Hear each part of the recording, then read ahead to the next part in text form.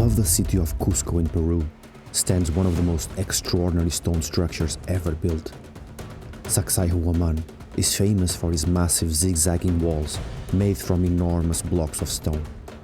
Some of these stones weigh more than 100 tons. They were cut, transported, and fitted together with such precision that not even a blade can slide between them.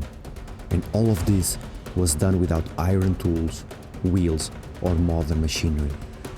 So the obvious question is, how did they move stones this large?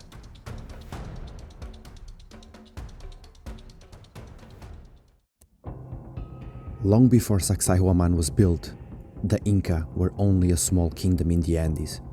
Their capital Cusco was vulnerable, surrounded by rivals.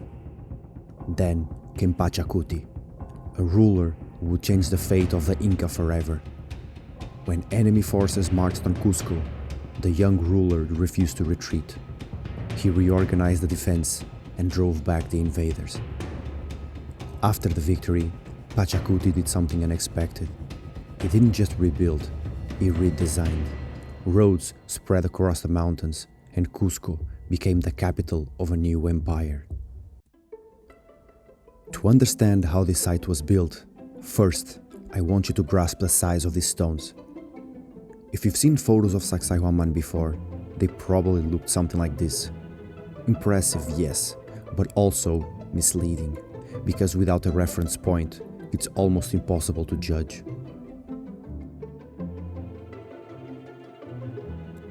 Some of the largest stones used here weigh 100 tons, possibly even more.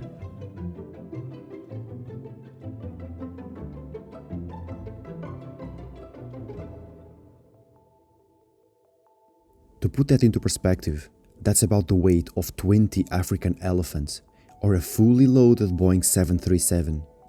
And just to be clear, these weren't decorative stones. They had to be moved here across the landscape without machines. So the next question is, where did they come from? The stones used to build Sacsayhuamán came from quarries located outside the hill where the fortress stands.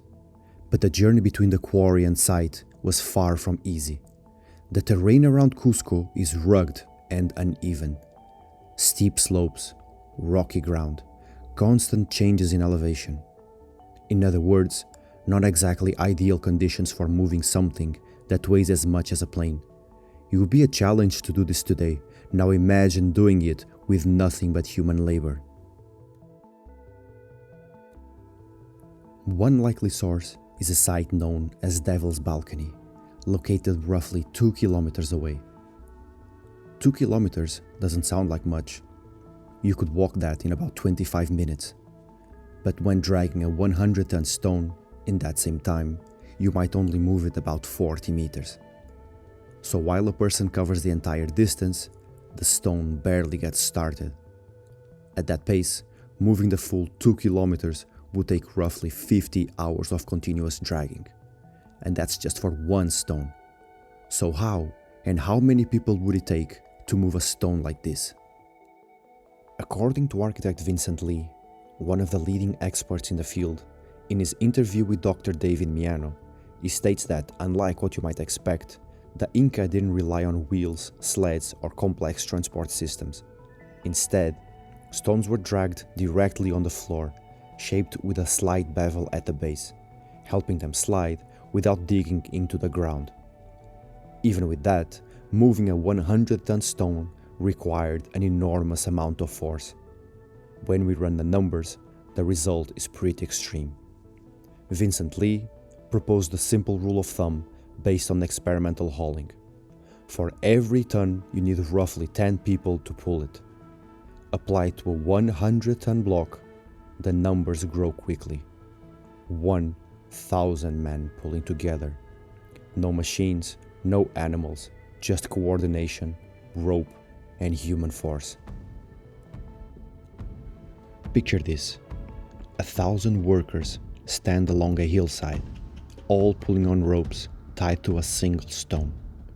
A block weighing close to 100 tons. A signal is given. They pull together. For a moment, nothing happens, and then it shifts, slowly dragging forward inch by inch. And this is just one stone. The walls of Sacsayhuamán are made of hundreds.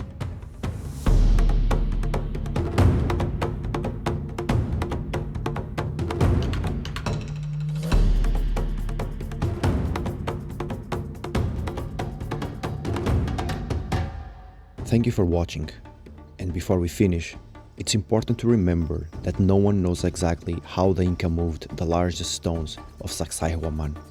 What you've seen in this video is one possible theory, and to be honest, many parts of this mystery still don't fully make sense.